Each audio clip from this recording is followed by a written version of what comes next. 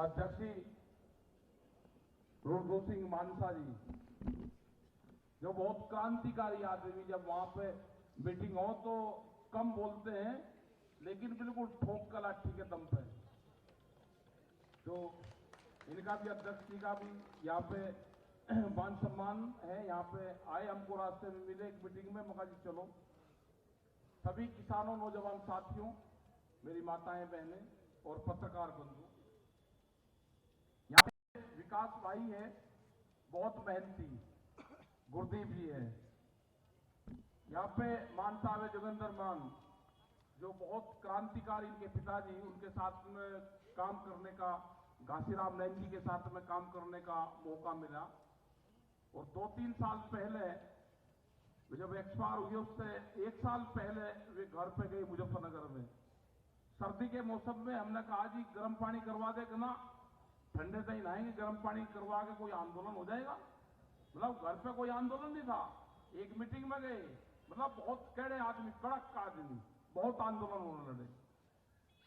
तो ये सारे साथी यहाँ पे हैं, संयुक्त मोर्चे की टीम यहाँ पे है।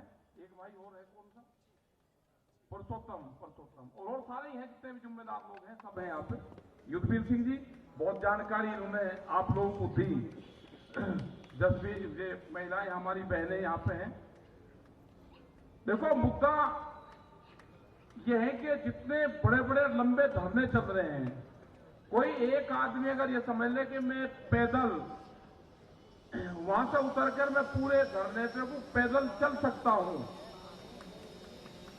उसमें मिलेगा नहीं कि अब किसी से मिल लेगा, वो पैदल नहीं चल सकता। 22 किलोमीटर लंबे धरने हैं।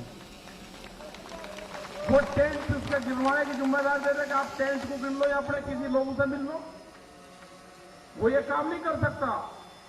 और इन धरनों को बताया जाता है कि जी धरने उठ गए, दोपहरी में सड़कों को दिखाया जाता है कि जी धरने उठ गए, क्योंकि कुछ चैनल इसी काम पे लगे हुए हैं। आप उन पे न जाने की जरूरत है। उनपे हमने गांव के लोगों को बता दिया कि चैनल अगर आपके बारे में गलत चीज दिखावे तो उसको सही मानना, उसकी बात मत मानना। लड़ाई बहुत बड़े व्यापारी से है, उसने चैनलों को भी खरीद लिया। देश में व्यापार करना चाहता है रोटियों पे, भोजन पे, रोटियों को तिजोरी की वस्तु बनाना चाहता है, अनाज कोठी और तिजोरी में बंद करना चाहता है, भूख कितनी लगेगी उसके आधार पे कीमतें तय करना चाहता है। तो ये सरकार बड़े व्यापारियों की सरकार आ गई। अगर सरकार किसी पार्टी की होती तो समझौता हो जाता। पहले भी सरकारें रही हैं, जब भी आंदोलन हुए तो सरकारें बातें करती थी, लेकिन ये पहली सरकार देखी कि ये छोड़ दिया और एक आधे रास्ते अगर दिल्ली के खुले हुए थे वे भी रास्ते बंद कर दिए। तो ये सरकार नहीं हो सकती। ये व्यापारी हैं, पक्के व्यापारी हैं। बड़ी बड़ी कंपनियां सरकारों के बीच में घुस गई। ये लुटेरे हैं, देश को लूटने आए हैं। और देश को लूटने से बचाने के लिए, क्योंकि कर्मचारी नहीं आए, दूसरे और विभाग नहीं आए, दुकानदार नहीं आए, कर्मचारी पिटते रहे, दुकानदारों पर अत्याचार होता रहा। इनका रुख जब गांव की तरफ हो गया तो इनकी जो लगाम है वो गांव के लोगों ने, किसानों ने इनकी लगाम थाम ली।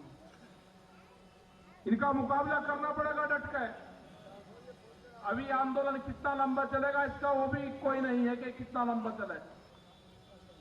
इस आंदोलन को लगा के चलना कि सर्दी तक आंदोलन चलेगा। ये आपका गर्मी जागी, बरसात जागी, आगे सर्दी आएगी। और वो भी इस आधार पे कह रहे कि गांव के लोगों की एक कहावत है, जब मेले भरते थे, बड़े बड़े मेले गंगा जी पे, टिगरी पे, अगर उसमें कोई रल जाता था तो ये कहते थे कि रला हुआ आदमी, जो बच्चा रल गया वो अगले साल मेले में जरूर आएगा। तो सरकार सर्दी में रली तो अगले साल सरकार सर्दी में ही मिलेगी। ये कहावत जो बुजुर्गों ने कही है वो झूठी नहीं हो सकती। आपको हौसला 1 साल का रखना पड़ेगा, लंबा भी चल सके, लेकिन आपको तैयारी 1 साल की रखनी पड़ेगी। इन्हीं टेंटों में आपको लौटना पड़ेगा, अपने कूलर की व्यवस्था करनी पड़ेगी। बरसात आएगी तो बरसात की व्यवस्था होगी, आगे फिर सर्दी आएगी। जो 40 लोग हैं हमारे, उन अलग भी बहुत लोग हैं, वे पूरे देश भर में जा रहे हैं। पूरे देश की जनता आपके साथ में है। वो चाहे दुकानदार हो, जो छोटा दुकानदार है, जो गांव में दुकान करता है, जो शहर में दुकान करता है, उसने कहा जी नाश हो गया हमारा, हमारी जान बचा दो। वो एक आदमी, एक दुकानदार 100 लोगों को उधार सामान देता है। अगर शहर में 2 मॉल खुल जाएंगे तो पूरा का पूरा शहर का जो दुकानदार है वो खत्म हो जाएगा। जो छोटी स्मॉल इंडस्ट्रीज है वे बर्बाद होगी हमारी, वे लोग कहां जाएंगे। जो साप्ताहिक बाजार है वे बाजार खत्म होंगे। 4.5 करोड़ लोग हैं वे जो साप्ताहिक बाजार में अपना गुजारा बसर करते हैं, जिनके पास बिजली का कनेक्शन नहीं है, जिनके पास में दुकान नहीं है, वे सस्ता माल खरीदते हैं तो जनता को सस्ता माल देते भी है पब्लिक को। बहुत लोग उन्हीं बाजारों पर निर्भर हैं। बड़ी कंपनियों की नजर उन्हीं बाजारों पर है कि जो खुदरा व्यापार है इस पर कब्जा करो, देश को बेरोजगार बनाओ, नौजवानों की नौकरियां छीनो और किसान की जमीन छीनने का काम और षड्यंत्र वो चला हुआ है। हमारे कई सवाल थे भारत सरकार से। एमएसपी, मिनिमम सपोर्ट प्राइस, वो देने को तैयार नहीं है अभी सरकार। उसने कहा कि कंपनियों को बड़ा नुकसान हो जाएगा अगर हमने खोल दिया, उनको महंगे में खरीदना पड़ेगा। हमारे लोगों ने कहा भाई महंगे खरीदना पड़ेगा तो हमारा जो डिफरेंस है वो सरकार दे दे। भाई आप उसका कानून बना दो, या तो सरकार खरीदे। सरकार नहीं खरीदती तो कोई व्यापारी, कोई कंपनी खरीदती है तो उसको खरीदते रहने दे।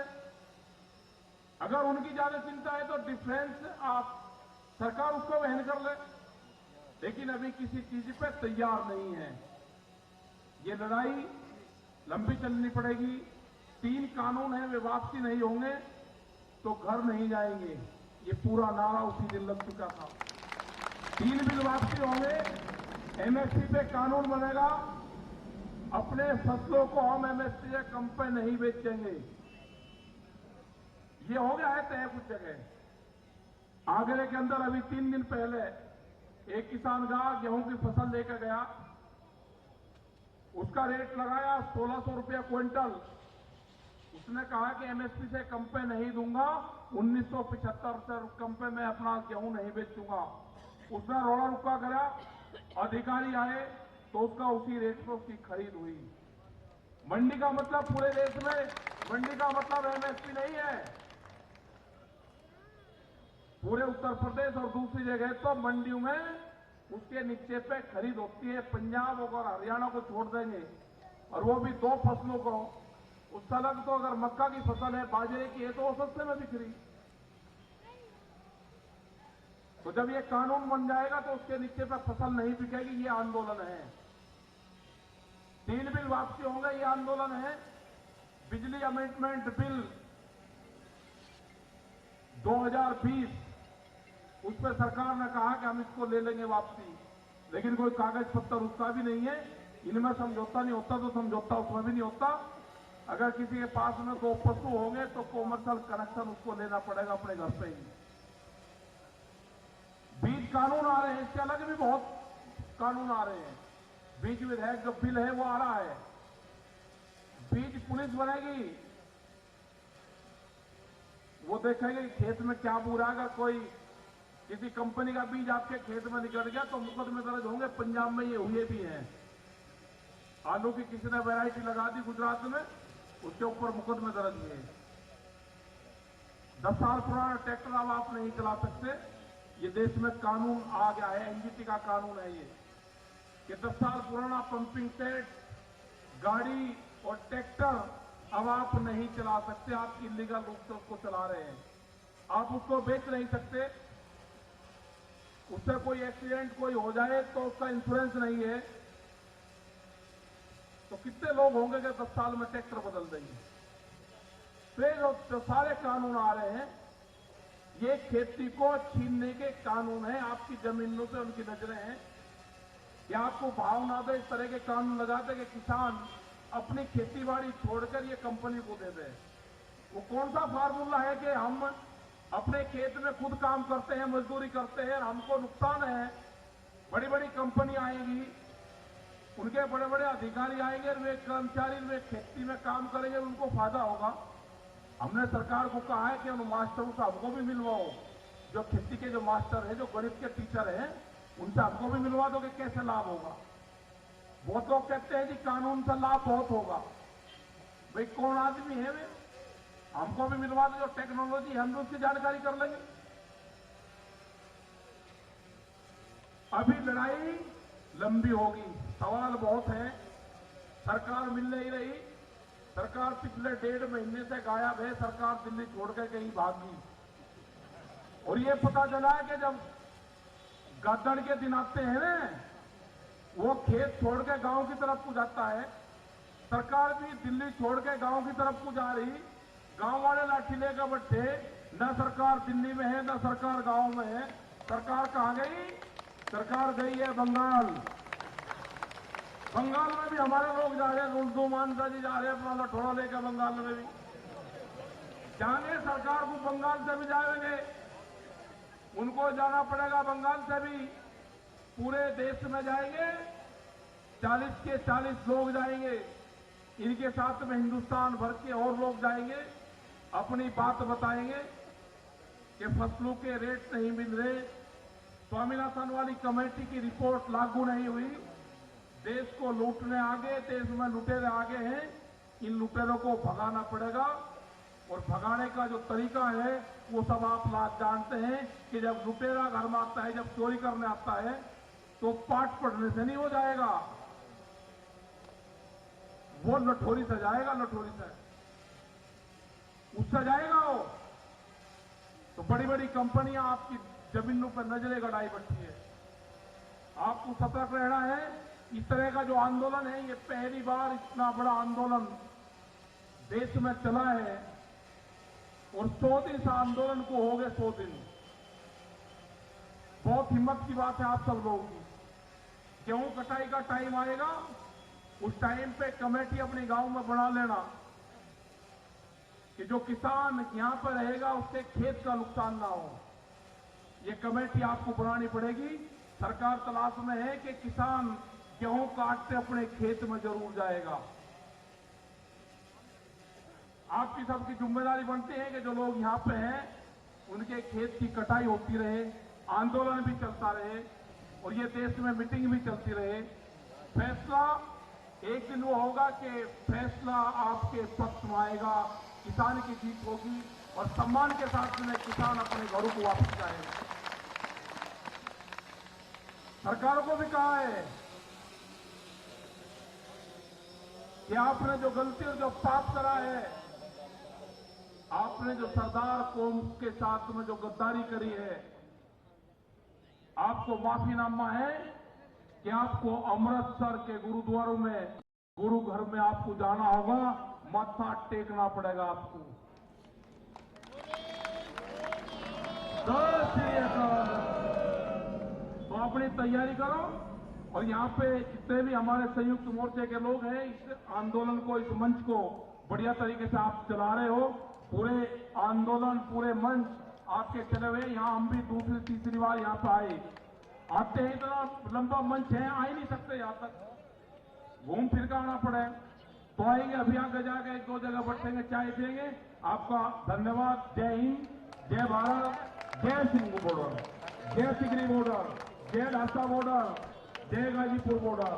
धन्यवाद। जय संयुक्त मोर्चा किसान आंदोलन जिंदाबाद। बहुत बहुत धन्यवाद जी। किसान